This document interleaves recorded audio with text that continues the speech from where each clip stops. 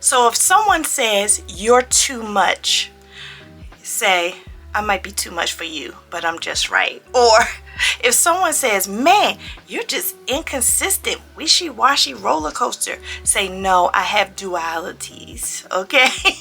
And if someone says, you know what, you are just always something, say, always is pretty harsh. Maybe sometimes is a better word. So also manage how you view yourself, and also when you know who you are, you can manage how others view you as well. So you are not broken, you are not crazy, you are not an emotional wreck.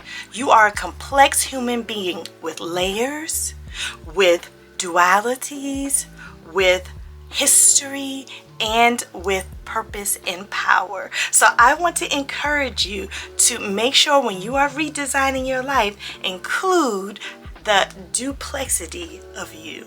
All right, everybody. So if this information resonates with you, can you type the word complex in the comments? That will let me know that you are enjoying this series.